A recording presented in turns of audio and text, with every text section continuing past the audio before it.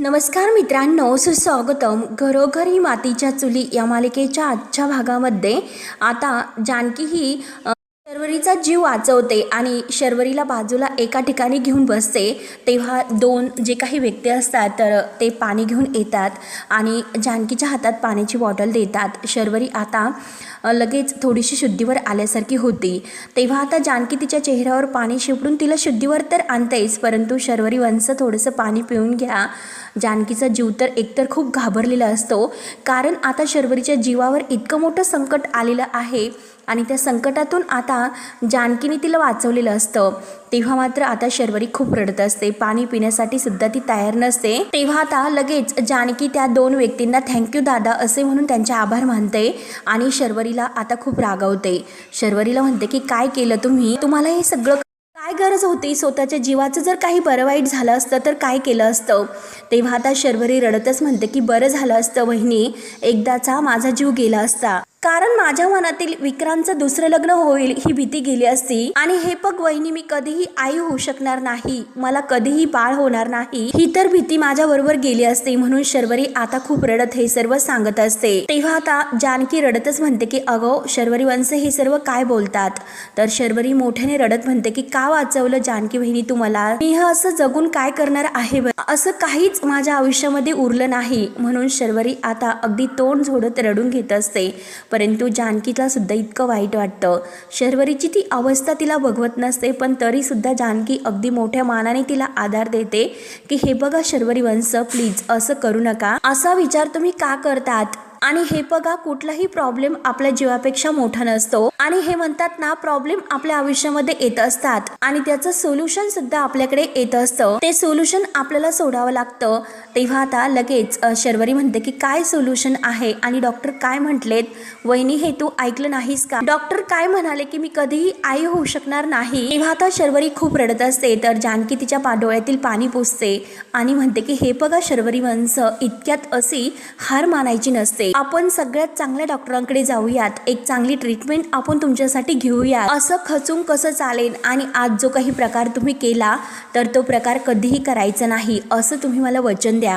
माझी शपथ आहे की जर तुम्ही असं काही केले तर, आणि थांबा मी ऋषिकेशला फोन करते आणि बोलावून घेते. तेव्हा जानकी आपला मोबाईल काढणार, तो शर्वरी तिचा हात धरते की वहिनी प्लीज, अगं दादाला तू काही सांगू नको, म्हणजे हे पग घरातील कुणालाच काही सांगू नको प्लीज वहिनी, घरी सगळ्यांना खूप वाईट वाटेल. तेव्हा आता जानकी म्हणते की घरी सर्वजण तुमची काळजी करतात, आई नाना सगळेजण अगदी तुमच्या काळजीत आहे, तुमच्या टेन्शन आणि काळजीने त्यांच्या एक घास सुद्धा चांगला पोटात जात नाही, रात्रभर कुणाच्या ही सुद्धा डोळ्याला डोळा लागला नाही हो. आणि तुम्हाला तर माहितीच आहे की अहो शर्वरी वंश, नात्यामध्ये विश्वास किती महत्वाचा असतो, मग ते नणंद आणि भाऊजाई यांचं नातं असून दे, सासू आणि सुनेचं नातं असून दे, किंवा नवरा बायकोचं नातं असून द्या. आणि हे बघा ऑलरेडी मी विक्रांत भाऊजींच्या सांगण्यावरून ही जी गोष्ट होती ती गोष्ट मी सर्वांपासून लपवली, तीच खरंच खूप मोठी एक चूक केली, परंतु आता यापुढे नाही. शर्वरी वंश, तुम्ही अजिबात काळजी करू नका, यावर आपण सगळ्यांनी मिळून सोल्युशन काढायचं आहे, तुम्ही अजिबात टेन्शन घेऊ नका, सगळं काही ठीक होईल. आणि जानकी लगेच आता ऋषिकेशला फोन करते आणि तिकडे बोलावून घेते.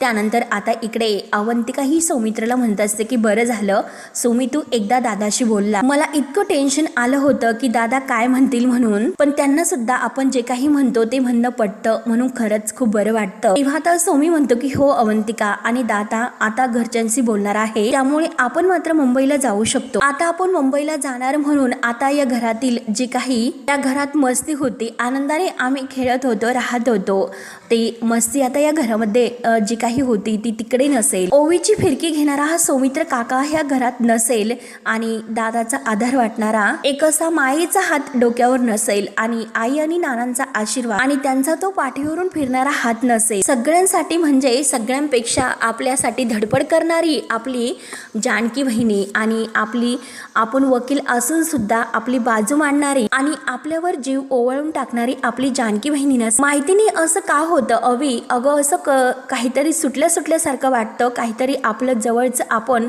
सोडून जाते असं आता वाटते. म्हणून सौमित्र अगदी नाराज होतो. तेव्हा अवंतिका त्याला समजावते की हे पग सौमी, अरे मला सुद्धा कळते की हे पग, आपण जेव्हा आपल्या माणसाला सोडून जातोय, आपण आपल्या घराला सोडून जातोय, ते खरंच मला सुद्धा खूप त्रास होतोय आणि तुला किती किती त्रास होत असेल ह्या सुद्धा भावना मला कळतात. पण किती काही झालं तरी सुद्धा आपल्या मनावर दगड ठेवून आपल्याला हा निर्णय घ्यावा लागेल, कारण आपल्या घरी खरंच खूप असं विचित्र सगळं काही सुरू आहे. एक वेगळंच असं राजकारण आपल्या घरामध्ये सुरू आहे. म्हणजे त्या ऐश्वर्याच्या विरुद्ध एकट्या जानकी वहिनी आहे आणि ऐश्वर्या तर काही ना काही कटकारस्थान कायम करतच असते.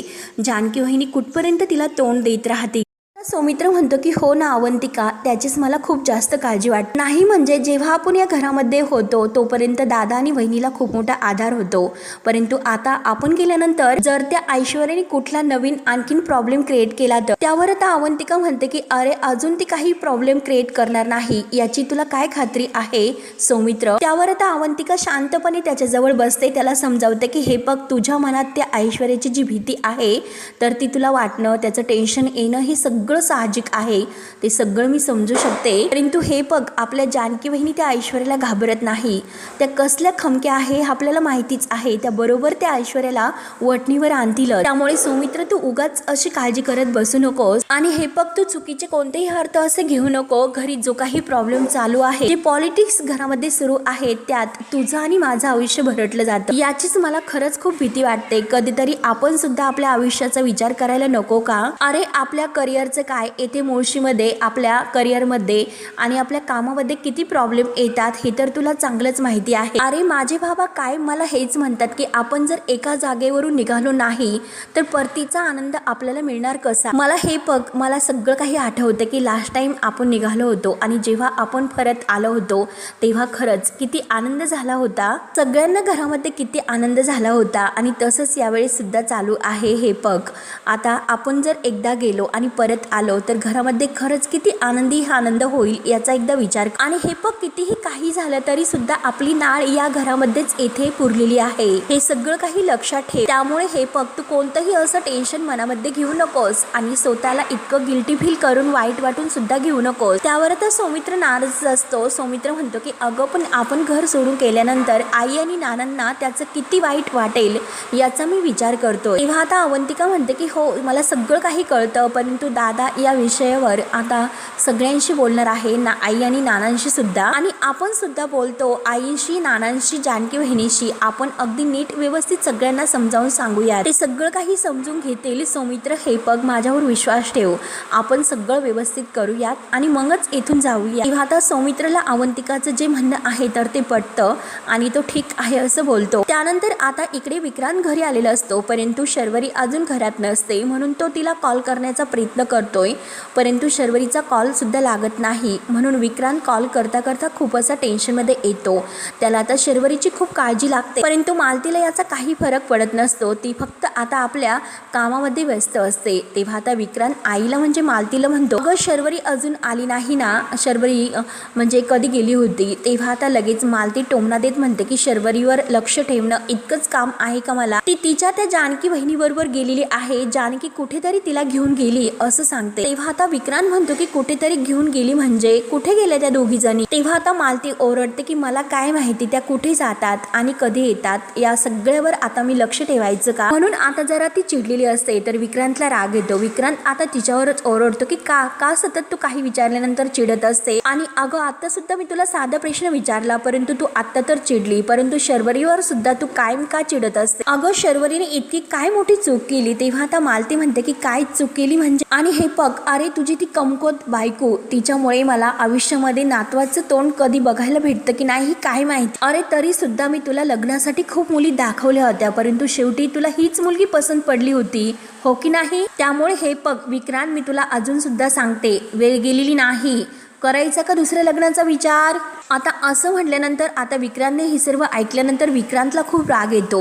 विक्रांत म्हणतो की आई अगं काय बोलतेस, अगं एक शब्द जरी पुन्हा तू हे असं बोललीस ना तर मालती घाबरायला तयार नसते. मालती म्हणते की तर काय, तर म्हणजे नक्की तू काय करणार आहेस, काय करशील, मला घराबाहेर काढणार आहेस का, माझ्यावर हात उचलणार आहेस. त्यावर आता विक्रांत म्हणतो की मी असं तुला काही बोललो का.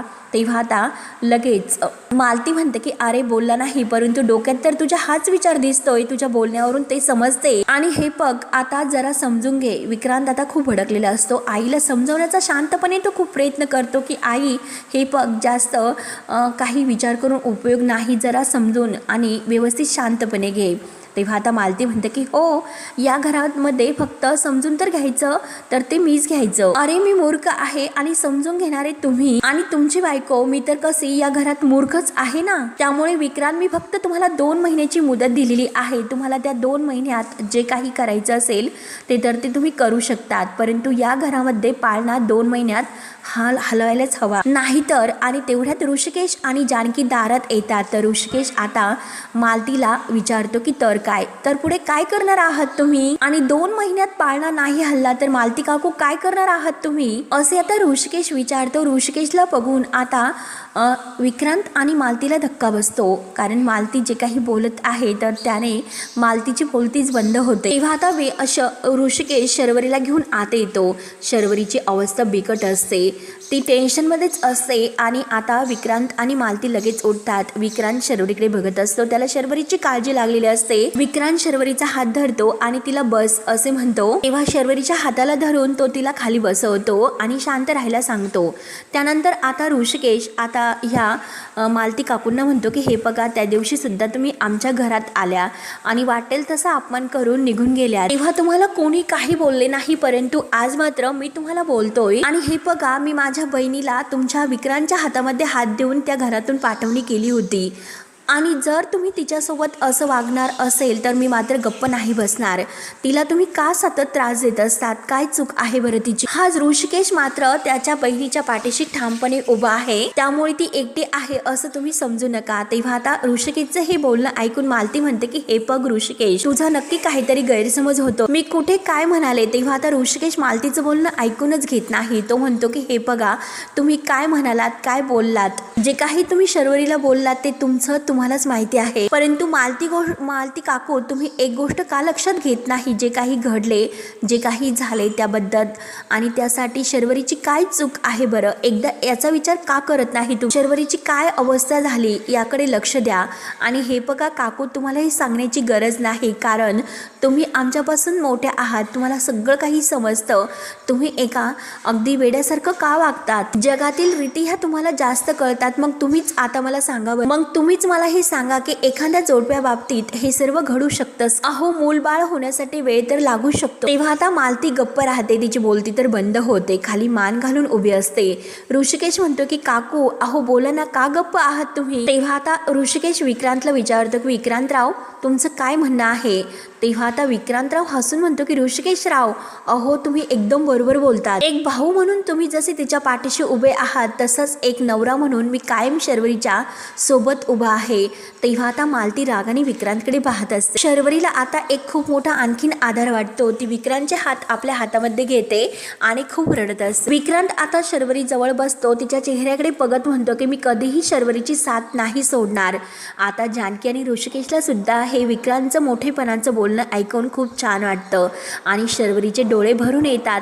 शर्वरीला सुद्धा एक खूप मोठा असा आपल्या मिस्टरांचा आधार वाटतो, परंतु मालतीला राग येतो. मालती लगेच म्हणते की वा, हेच फक्त ऐकायचं बाकी होतं. तर विक्रांतला आणखीन मालतीचा राग येतो. आहे, तू तिची सोबत कर. आणि ऋषिकेश जानकीला म्हणते की तुम्ही तिच्या पाठीशी उभे राहा, मग माझी या घरात कशाला अडचण, मी आत्ताची आत्ता या घरातून कायमची निघून जाते. म्हणून मालती आज जायला निघते. तर जानकी म्हणते की थांबा काकू. तेव्हा आता मालती थांबते, तर जानकी पुढे येते आणि म्हणते की मालती काकू, अहो कशाला विषय वाढवतात, सगळेच तुम्हाला समजून सांगण्याचा खूप प्रयत्न करतात, आई नाना सगळेजण, तरीसुद्धा का तुम्ही इतका विषय ताणून धरतात आणि वाढवतात. आणि हे बघा, जर तुम्ही चांगला विचार केला तर सगळं काही आपोआप चांगलं घडेल. आपण आपल्या चांगल्या विचारापासून तर सुरुवात करूयात. मान्य आहे मला की घरामध्ये प्रॉब्लेम झालेला आहे, पण त्यावर उपाय शोधण्याचा सगळेजण प्रयत्न करतात. शर्वरी वंश प्रयत्न करत नाही का, आम्ही सगळेजण प्रयत्न करतो. इथल्या डॉक्टरांकडे सुद्धा आम्ही त्यांना घेऊन गेलो होतो, आणि जर गरजच वाटली तर मुंबईच्या डॉक्टरांकडे सुद्धा आम्ही त्यांना घेऊन जाऊ शकतो. आणि हे बघा, देवधर्म, उपास तापास सगळं काही आम्ही करत असतो का, थोडासा वेळ आम्हाला द्या. आणि हे बघा, जर आम्ही असे वागलो असतो जे काही तुम्ही आता आमच्या शर्वरी वंशासोबत करतात, तर तेच आम्ही तुमच्या मुलासोबत जर केलं असतं तर मग ते सर्व तुम्हाला चाललं असतं का. आणि सांगा ना मग, अहो दोष जर विक्रांत भाऊजीमध्ये मध्ये असता तर आम्ही विक्रांत भाऊजींना त्रास दिला असता, त्यांना टोचून बोललो असतो, त्यांना असे टोमणे मारले असते तर तुम्हाला हे सर्व चालले असते का? मालती काकू उत्तर द्या, मी तुम्हाला काय विचारते. आणि हे बघा, तुम्ही सुद्धा एक स्त्री आहात आणि दुसऱ्या स्त्रीचं काय दुःख असतं हे तुम्हाला समजू शकेल आणि ते दुःख समजून घेण्याचा निदान प्रयत्न तरी करा. आणि हे बघा काकू, जोपर्यंत आम्ही आहोत ना तोपर्यंत शर्वरी वंशाच्या केसाला सुद्धा धक्का लागून देणार नाही. तेव्हा आता शर्वरीला खूप मोठा आधार वाटतो. शर्वरीच्या डोळ्यातील पाणी काही बंद होत नसतं. तेव्हा आता ऋषिकेश शर्वरीला म्हणतो की शरू, काळजी घे, येतो आम्ही. आता शर्वरी लगेच उठते आणि ऋषिकेश जानकी जवळ येत. शर्वरीच्या डोळ्यातील आता जानकी आपल्या हाताने पाणी पुसते. एक खूप मोठा आधार ते तिला देतात. तर जानकी अगदी प्रेमाने शर्वरीला मिठीत घेते तर मालती अगदी रागाने आता या दोघींकडे पाहत असते आणि शर्वरीला विचारते की येऊ का, आणि विक्रांत भाऊची काळजी घ्या असं आता जानकी त्यांना म्हणते. तेव्हा विक्रांत शर्वरीला जवळ घेतो आणि हो असं जानकीला म्हणतो. तेव्हा आता जानकी आणि ऋषिकेश निघून जातात तर विक्रांत शर्वरीचा हात धरतो आणि तिला रूम मध्ये घेऊन जातो. मालती रागाने बघत असते. त्यानंतर आता इकडे हा वेडा सारंग, काल मात्र ऐश्वर्याने लहान मुलांसाठी काय काय लागतं काय काय नाही याची जी लिस्ट तयार केलेली असते तर लगेच रूम मध्ये अगदी हसतच खुश होतच आता आलेला असतो. कारण त्याने भलताच गैरसमज करून ठेवलेला असतो की ऐश्वर्या नक्की लहान मुलांचे स्वप्न पाहतात की काय, म्हणून त्याला असं वाटतं. म्हणून तो आता जी लिस्ट केलेली आहे तर दरवाजा लावून घेतो आणि ती लिस्ट आता तो अगदी पाहत असतो आणि म्हणतो की काल मात्र ऐश्वर्याने लहान मुलांना काय काय वस्तू लागतात याची लिस्ट केली होती. ती लिस्ट वाचण्याची त्याला इतकी घाई झालेली असते, अगदी आतुर झालेला असतो. म्हणून तो आता पूर्ण ती जी काही नोटबुक आहे तर तो उचकतो परंतु त्यामध्ये लिस्ट नसते. तेव्हा तो आता थोडासा नाराज होतो आणि लिस्ट कुठे गेली असेल असा विचार करतो. आणि मला सुद्धा आता ती लिस्ट बघायला हवी, मला सुद्धा कळायला हवं की गुंडूच्या येण्याच्या स्वागतासाठी काय काय करावं लागतं ते. म्हणून वेड्यासारखं आता सगळीकडे ती लिस्ट शोधायचा प्रयत्न करतो. कपाटाचे टेबलचे सगळे काही ड्रॉवर उचकतो, कुठे असेल काय कुठे ठेवली असेल, अगदी त्याला आतुरता लागलेली असते. आणि लिस्ट बहुतेक आता ऐश्वर्याने कुठे ठेवली असेल म्हणून तो बेड खाली बघतो, सगळीकडे शोधतो. शेवटी त्याला बेड खाली ती आता लिस्ट सापडते. तेव्हा त्याला खूप आनंद होतो. अगदी आनंदाने आणि नाचत आता लहान मुलांच्या ज्या आवडीच्या गोष्टी आहे ऐश्वर्याने लिहिलेली लिस्ट तो वाचायला घेतो. चॉकलेट, खेळणी, आंबा, कैरी, चिंचा, बोरकूट आणि जंक फूड. तेव्हा तो वाचतच असतो आणि स्वतःलाच अगदी हसून खुश होत असतो. तेवढ्यात ऐश्वर्या घाईने आतमध्ये येते आणि सारंग लगेच आपल्या हातातील चिठ्ठी मागे लपवतो. परंतु ऐश्वर्याला संशय येतो. ऐश्वर्या आता सारंगकडे पाहत असते. सारंगची पूर्णपणे बत्ती गुल होते. तेव्हा आता ऐश्वर्या सारंगला विचारते की काय करता, तर आता सारंग म्हणतो की कुठे काय, हे बघा मी बाहेर जाऊन आलो. तर ऐश्वर्या म्हणते की ए शुक, मला नक्की हे सर्व कळतंय की तुमचं काहीतरी सुरू आहे. तर तेव्हा सारंग म्हणतो की नाही हो. तर ऐश्वर्या विचारते की काय लपवलं तुम्ही मागे. सारंग म्हणतो की काही नाही. तेव्हा सारंग नाही नाही म्हणतो. तर ऐश्वर्या म्हणते की सारंग काय लपवलं आणि हात पुढे करा बरं. तेव्हा आता लगेच सारंग आपला एक हात पुढे करतो आणि एका हातामध्ये चिठ्ठी मागे लपवतो आणि ऐश्वर्याला म्हणतो की घ्या, कुठे काय लपवलं बघा बरं. तेव्हा आता ऐश्वर्या म्हणते की दुसरा हात बघू. तेव्हा आता सारंग म्हणतो की घ्या, कुठे काय. तेव्हा आता ऐश्वर्या म्हणते की माझ्यासोबत खेळतात ना. तर सारंग म्हणतो की नाही हो ऐश्वर्या. तर आता ऐश्वर्या दोन्ही हात पुढे करायला सांगते. तेव्हा आता सारंग लगेच दोन्ही हात पुढे करतो, चिठ्ठी मागे सोडतो आणि मागे चिठ्ठी पडलेली असते.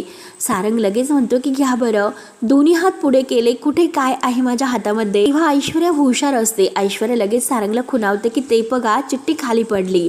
तेव्हा सारंग आता खाली मान घालून ती चिठ्ठी उचलतो आणि अगदी शांतपणे तो ऐश्वर्याला म्हणतो की ऐश्वर्या, काल तुम्ही जी लिस्ट बनवली होती लहान मुलांना काय हवं काय नको याची, तर ती चिठ्ठी मी बघितली. तेव्हा आता ऐश्वर्या लगेच सारंगच्या हातातून ती चिठ्ठी हिसकावते आणि थँक गॉड, अहो तुम्हाला ही चिठ्ठी सापडली. तर मी कधीपासून ती चिठ्ठी शोधते, इकडे तिकडे सगळं काही माझं घर अख्खं शोधून झालं परंतु चिठ्ठी मला सापडली नव्हती. त्यामुळे मला असं वाटलं की खरंच मला पुन्हा रिसर्च करावं आणि ती चिठ्ठी बनवावी लागेल. तेव्हा आता सारंग हसतो. सारंग म्हणतो की मला तर सापडली ना. तेव्हा आता ऐश्वर्या म्हणते की बरं झालं सारंग, अहो तुम्हाला सापडली. तेव्हा आता सारंग म्हणतो की हो अहो मी वाचली सुद्धा ती चिठ्ठी. तेव्हा आता ऐश्वर्या म्हणते की व्हेरी गुड, वाचली ना तुम्ही, मग आता एक काम करा बरं, आणि हे बघा मी ही लिस्ट काढलेली आहे ना लहान मुलांच्या आवडीची जी काही खेळणी, चॉकलेट वगैरे जे काही पदार्थ आहे, आंबा, चिंच, बोरकूट, हे सगळं काही कैरी वगैरे तुम्ही घेऊन या. त्यावर आता सारंग तर भलताच खुश होतो. सारंग विचारतो की ऐश्वर्या, अहो हे सगळं हवं आहे का तुम्हाला. तेव्हा आता ऐश्वर्या म्हणते की हो सारंग, हे सगळं काही मला हवं आहे आणि हे बघा आणली तरी ही सर्व काही चिठ्ठी आहे ना ती व्यवस्थित ठेवा. सारंग म्हणतो की ऐश्वर्या अहो नक्की तुम्हाला हे सर्व हवं आहे का? ऐश्वर्या ओरडते. ऐश्वर्या म्हणते की अहो जा ना, एकदा सांगितलं ना मी तुम्हाला हे सगळ्या वस्तू मला हव्या आहेत म्हणून. तेव्हा या सारंगला भलताच आनंद होतो. सारंग उड्या मारतच म्हणतो की अहो आत्ता गेलो आणि आत्ता सगळ्या काही वस्तू घेऊन येतो आणि धावतच अगदी जातो. तर ऐश्वर्या विचार करते की हा माणूस काही थोडासा क्रॅक वगैरे आहेस की काय, हाच लहान मुलासारखं वागतोय, याच घरातील हे एक लहान बालच आहे. जाऊन दे, मला काय करायचं याकडे लक्ष द्यायला नकोय, जे मी आता प्लॅन ठरवला आहे त्याबद्दल विचार करायला हवा. त्यानंतर आता ऋषिकेश आणि जानकी आई आणि नानांच्या रूम मध्ये येतात. आता सुमित्रा खूप रडत असते. नानांना सुद्धा खूप वाईट वाटतं. जानकी म्हणते की आई हे बघा, आई बाद झालं, अहो किती रडताल तुम्ही, आणि हे बघा आई तुम्ही टेन्शन घेऊ नका, मालती काकूंना चांगली समज आम्ही देऊन सुद्धा आलेलो आहोत, त्यामुळे मला नाही वाटत की त्या आता शर्वरीताईंना काही त्रास वगैरे देतील, वाटेल तसे बोलतील.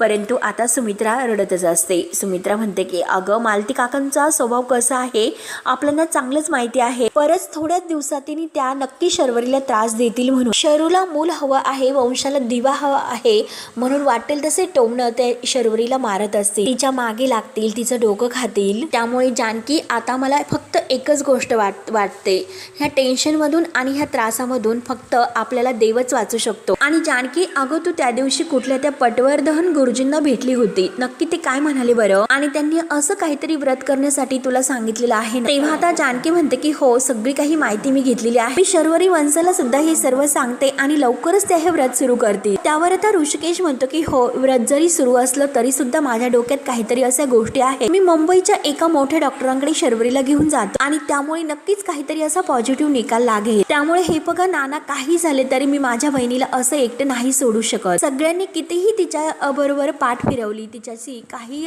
वागले तरी सुद्धा मी कधीही शर्वरीला एकटं नाही भासून देणार, काय मी तिच्या पाठीशी अगदी खंबीरपणे उभा राहणार. तेव्हा ऋषिकेशचं हे बोलणं ऐकून जानकी आणि सुमित्रा, नाना यांना ऋषिकेशचा खूप मोठा एक अभिमान वाटतो, कौतुक वाटतं. नाना अगदी ऋषिकेशला शाब्बास असं म्हणतात, शाब्बासकी देऊन त्याची पाठ थोपटतात. ऋषिकेश अरे मला तुझ्याकडून हीच अशी अपेक्षा होती. अरे काय होतं कधी कधी अशा प्रसंगामध्ये मुली तर एकट्या पडत असतात, समाज काय म्हणेल, काय आपल्याला नाव ठेवेल, हे सतत जे काही प्रश्न आहे तर ते आपल्या डोक्यावर त्या नाचत असतात आणि त्यांना टेन्शन येत असतं. सासर माहेर सगळं काही तुटून जाते, त्यांची साथ सुटते, परंतु मला पूर्ण खात्री आहे आपली शरू कधीही एकटी नाही पडणार, कारण ऋषिकेश सारखा तिचा मोठा भाऊ कायम तिच्या सोबत असेल. खरंच हे बघ ऋषिकेश, तू आणि जानकी शरूसाठी जे काही करतात त्यामुळे खरंच मला तुमच्या दोघांचा खूप मोठा एक अभिमान वाटतो. तेव्हा आता सुमित्रा डोळे भरून अगदी म्हणते की हे बघ आता यांच्या प्रयत्नांना यश मिळून दे, मग झालं तर, आणि आपल्या शरूचं आयुष्य मार्गी लागून दे, असे सुमित्रा सुद्धा आता म्हणते. त्यावर आता जानकी समजावते की आई तुम्ही काही टेन्शन घेऊ नका, सगळं काही ठीक होईल. नाना सुद्धा सुमित्राला समजावतात की सुमित्रे